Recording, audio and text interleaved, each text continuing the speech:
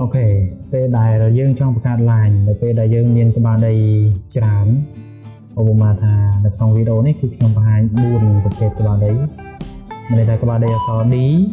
ក្បាលដីអក្សរ A អក្សរ B និងអក្សរ C អញ្ចឹង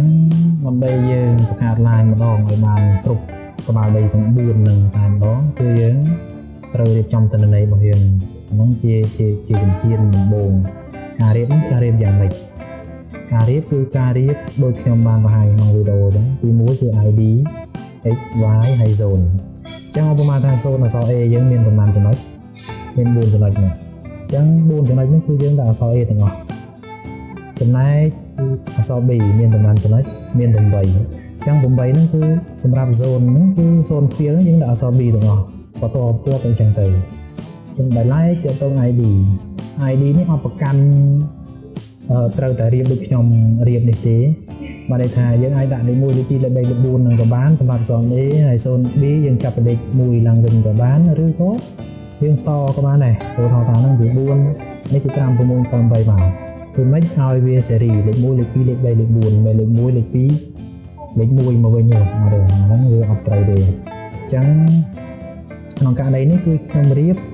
មក zone គឺមក series មក switch អញ្ចឹងយើងចាប់ផ្ដើមប្រើប្រាស់ tool របស់យើងគឺ tool point to line ហ្នឹងកុំណាទេចុចខមកអញ្ចឹងយើងទាញវាមកខាងនេះដាក់ទៅយើងចូលមក point data អញ្ចឹងទីតាំងទុកអ្នកនរអាចជ្រើសបានតែក្នុងទុក default ហ្នឹងចុះប្រោតរកឡើងទុកណាអញ្ចឹងចំណុចសំខាន់គឺមាន3ទី1គឺ line field ហ្នឹងគឺ zone ដែលយើងកំណត់ហ្នឹងនេះជ្រើស zone មក sort យើង sort គឺយកគេ ID field ID ហើយចុច close មកចុច close ហើយបន្តមកទៀតទាំងនេះចុចអាអញ្ចឹងវានឹង automatic បង្កើត line ឲ្យយើងដោយសារខ្ញុំ select zone អក្សរ B អញ្ចឹងវាធ្វើការតែ zone B ទេអញ្ចឹងយើង clear select ឡើងវិញមកហើយយើងរំសារទៀតឃើញ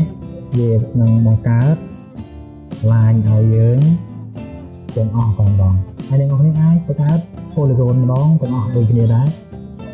ហើយមក feature to polygon ហើយយកមកដាក់ line យើងចូលហើយរងកន្លែងតុកមក label មកទៀតឡើងយកមកឃើញទេលឿនណា